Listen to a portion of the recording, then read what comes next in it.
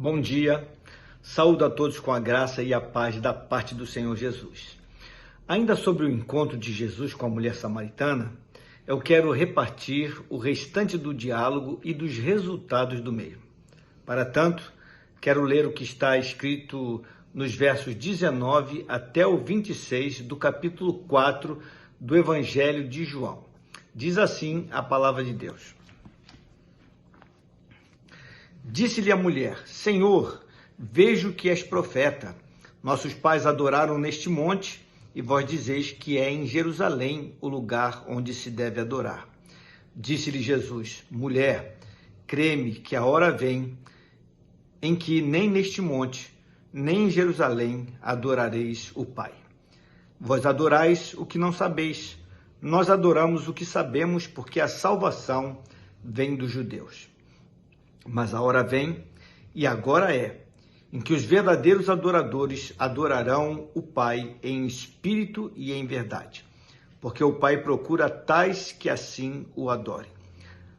Deus é espírito, e importa que os que o adorem em espírito e em verdade. A mulher disse-lhe: Eu sei que o Messias, que se chama o Cristo, vem. Quando ele vier, nos anunciará tudo. Jesus disse-lhe: Eu o sou, eu que falo contigo. Meus amados, como já afirmei no sábado passado, Jesus, de forma sobrenatural, conhecia a condição vergonhosa daquela mulher. Ele sabia que ela havia possuído 5 maridos e atualmente estava vivendo maritalmente com um homem que nem era seu marido. Além de mostrar que de fato era profeta, Jesus queria também levar aquela mulher ao reconhecimento da sua condição pecaminosa e finalmente conduzi-la ao arrependimento. E quando digo isto, não me refiro à questão dos seus relacionamentos afetivos que se mostraram reprováveis.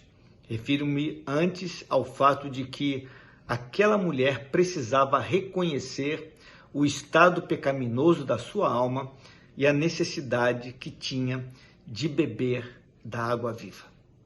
Jesus levou-a a enfrentar a realidade da sua própria vida, mostrando-lhe que precisava muito mais do que alguma água miraculosa que tornasse desnecessário buscar água ali no poço de Jacó. A necessidade mais premente daquela mulher estava adormecida na sua própria alma, soterrada pelas necessidades menores e aparentemente mais urgentes. Como poderia aquela mulher desejar a água viva sem reconhecer a sua maior necessidade? Primeiro, então, Jesus levou-a a reconhecer que estava diante de alguém diferenciado, pois ela disse: Senhor, vejo que és profeta. Este foi um passo importantíssimo. Muito embora a samaritana tenha voltado a insistir em manter a conversa no nível da disputa de questões teológicas e raciais, ao invés de querer falar sobre a sua própria vida e sobre a necessidade de ser transformada, porque ela acabou por afirmar: Nossos pais adoravam neste monte, vós, entretanto, dizeis que em Jerusalém é o lugar onde se deve adorar. É que, de modo geral, este era talvez o ponto maior de distensão entre os judeus e os samaritanos. Esta questão havia já produzido muita discórdia e ódio de ambas as partes. Qual o lugar legítimo para adoração a Deus? Seria ali, no Monte Gerizim, em Samaria ou em Jerusalém?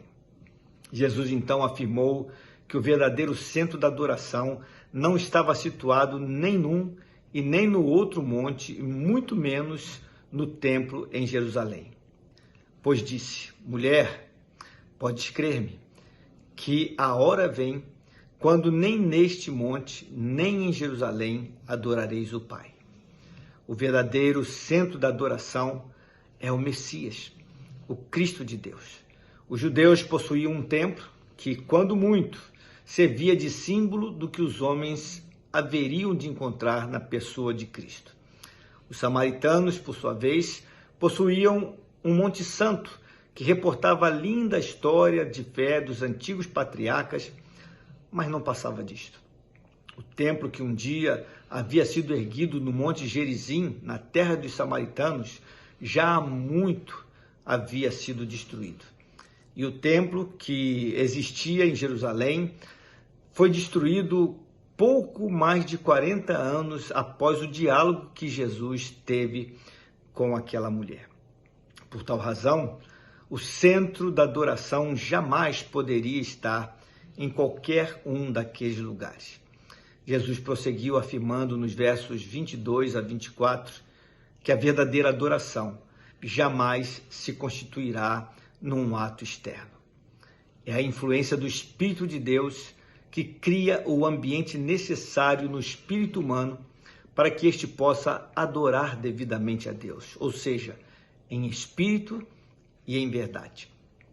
Segundo essa declaração de Jesus, já havia chegado a hora em que os adoradores autênticos seriam reunidos com o propósito de adorá-lo sem fingimento e com a motivação correta. Os rituais frívolos e mecânicos dos judeus e dos samaritanos não serviriam para nada. O Pai procura para serem seus adoradores aqueles que amam a Jesus Cristo e cumprem a sua palavra. Aquela mulher estava impressionada com o rumo da conversa. Os samaritanos também possuíam expectativas quanto à vinda de um Messias, que seria um grande profeta. Por tal razão, ela se voltou para Jesus e mais uma vez lhe disse: "Eu sei", respondeu a mulher, "que há de vir o Messias, chamado Cristo. Quando ele vier, nos anunciará todas as coisas."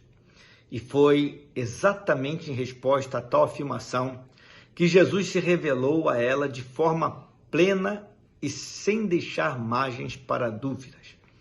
"Eu o sou, eu que falo contigo", disse Jesus àquela mulher. A mulher ficou perplexa. Jesus nunca tinha feito uma declaração tão clara e tão enfática quanto esta a respeito da sua própria pessoa, para quem quer que seja. E notem bem a quem Jesus se revelou, meus amados. Ele revelou-se a uma alma fracassada, a uma pessoa comum, cheia de conflitos pessoais e sem muita perspectiva de vida, vivendo inclusive à margem da sociedade. E é assim que ele age ainda hoje. Aliás, ele próprio declarou o que está registrado no Evangelho de Lucas, no capítulo 5, no verso 32. "Eu não vim chamar os justos, mas sim os pecadores ao arrependimento." Essas são as boas novas a serem proclamadas. Vamos orar? Pai querido, Deus de amor, obrigado por esse diálogo tão intenso que vem numa crescente, Senhor Deus. E agora essa mulher é confrontada a respeito da sua situação pessoal e levada a enxergar a sua pecaminosidade. Não por conta, Senhor Deus, dos seus muitos relacionamentos afetivos, mas por conta do estado da alma sem Deus. E essa mulher tem a oportunidade de avistar-se com o Messias tão esperado, com o Cristo de Deus. E o Senhor se revelou a ela, uma mulher comum. O Senhor não se revelou aos religiosos, aos eruditos, aos filósofos, aos grandes. O Senhor se revelou a uma mulher comum, talvez marginalizada, vivendo, Senhor Deus, à parte de uma sociedade corrompida, mas o Senhor chega até essa mulher e declara com todas as letras: "Eu sou o Messias, o Cristo de Deus, aquele enviado da parte de Deus para trazer libertação a toda a alma cativa." Obrigado por isso, Senhor Deus, e obrigado porque essa é a mensagem a ser anunciada às pessoas à nossa volta. Tanto aos sábios deste mundo, como Nicodemos, como, Senhor Deus, as pessoas simples e talvez aquelas que vivem à margem da sociedade, como essa mulher samaritana. Que possamos fazer isso, proclamar o Evangelho para o louvor da Tua glória, e façamos isso no entendimento que vem da pessoa de Jesus. No nome dele é que nós oramos. Amém, Senhor. Meus queridos, tenham uma abençoada segunda-feira. Fiquem na paz do Senhor.